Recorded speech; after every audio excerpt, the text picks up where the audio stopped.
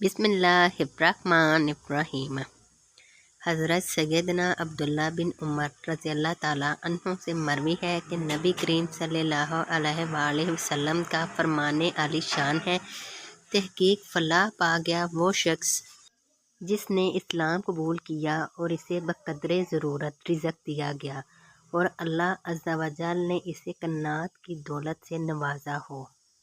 رسول اللہ صلی اللہ تعالیٰ علیہ وآلہ وسلم کا فرمان مشکبار ہے، میرے نزدیک سب سے زیادہ قابل رشک دوست وہ مومن ہے جو کم مال کے سبب ہلکے بوجھ والا ہو، اسے نماز سے حصہ دیا گیا ہو، اپنے پروردگار عز و جل کی عبادت احسن انداز سے بجا لاتا ہو، تنہائی اور پوشیدگی میں اپنے رب عز و جل کی اطاعت کرتا ہو، لوگوں میں چھپا ہوا ہو یعنی شہرت نہ رکھتا ہو، اس کی طرف انگلیوں سے اشارے نہ کیے جاتے ہوں اور اسے بقدر ضرورت رزق دیا گیا ہو اور وہ اس پر صبر کرتا ہو۔ پھر آپ صلی اللہ تعالیٰ علیہ وآلہ وسلم نے اپنی انگلیوں سے ضرب لگاتے ہوئے فرمایا، اور اس کی موت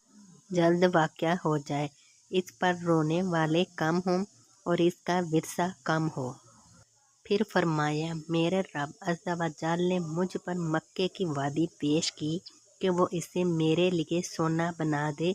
تو میں نے عرض کی، نہیں اے میرے پروردگار عز و جل،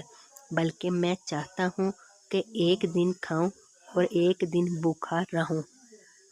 یا فرمایا 3 دن کھاؤں اور 3 دن بھوکا رہوں، جب بھوکا رہوں گا تو تیرے حضور گریہ وزاری اور تیرا ذکر کروں گا،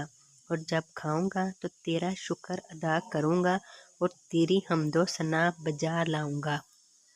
حضرت سیدنا ابو درداء رضی اللہ تعالیٰ عنہ سے روایت ہے کہ نبی کریم صلی اللہ تعالیٰ علیہ وآلہ وسلم کا فرمان ذیشان ہے، جب سورج طلوع ہوتا ہے تو اس کے دونوں جانب 2 فرشتے بھیجے جاتے ہیں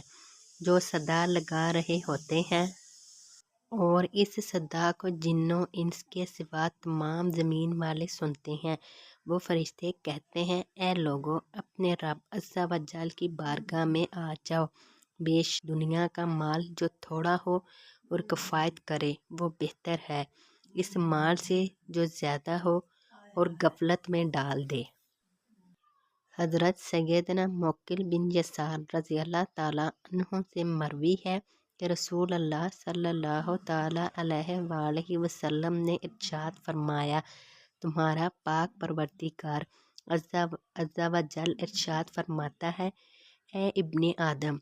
تو خود کو میری عبادت کے لیے فارغ کر لے، میں تیرے دل کو غنا سے اور تیرے ہاتھوں کو رزق سے بھر دوں گا، اور اے ابن آدم، تم میری عبادت سے دوری اختیار نہ کر،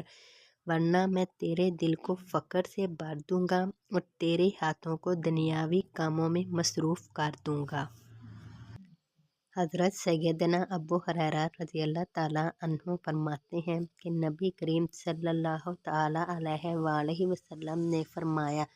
مجھ پر سب سے پہلے جنت میں داخل ہونے والے جو 3 شخص پیش کیے گئے وہ یہ ہیں، شہید، پاک دامن شخص،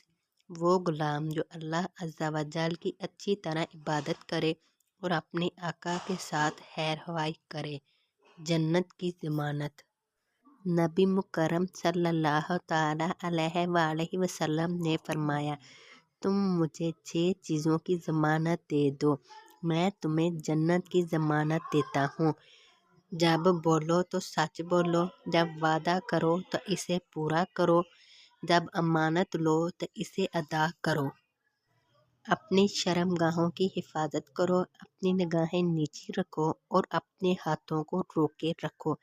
یعنی کسی پر ظلم نہ کرو۔ اللہ عز و جل ہمیں پاک دامنی، دل کی سخاوت اور تقوی کی دولت عطا فرمائے، دنیا آخرت میں اپنی دائمی رضا سے مالا مال فرمائے، آمین۔